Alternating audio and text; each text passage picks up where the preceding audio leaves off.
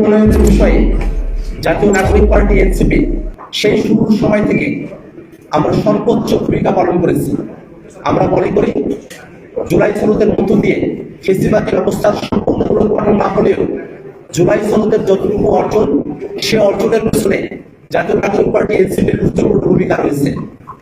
আমরা যখন জুলাই সনদের বিষয় নিয়ে ঐক্যবদ্ধ পরিষদে দীর্ঘ সময়ব্যাপী আলোচনা করেছি, সেই আলোচনা যখন একেবারে শেষ দিকে চলে এসেছিল, সেই সময়টাতে জুলাই সনদের আইনি ভিত্তি দেওয়ার ব্যাপারটা নিয়ে এক ধরনের ধোঁয়াশা তৈরি হয়।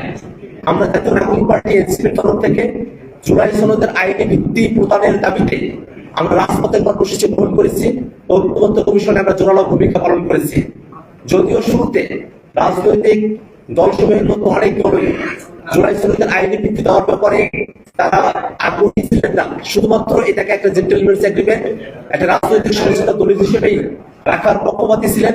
সেই প্রেক্ষাপটে ঐক্যবদ্ধ কমিশনের শেষ পর্যায়ের আলোচনাতে জুলাই সনদের আইনি ভিত্তি দেওয়ার বিষয়ে রাজনৈতিক দলগুলোকে শেষ মুহূর্তে আমরা একমত হতে দেখেছি।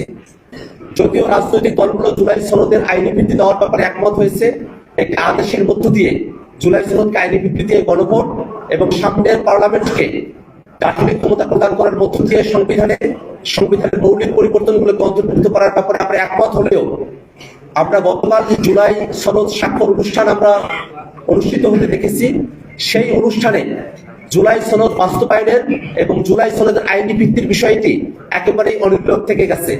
এমন প্রেক্ষাপটে জুলাই সনদের আইনি ভিত্তি না দেওয়া এবং বাস্তবায়নের পথরেখা জনগণের কাছে স্বচ্ছ ধারণা উপস্থাপন না করায় জাতীয় নাগরিক পার্টি এনসিপি আমরা গতকালের জুলাই সনদ স্বাক্ষর অনুষ্ঠানে উপস্থিত হওয়া থেকে বিরত থেকেছি। সেই প্রেক্ষাপটেই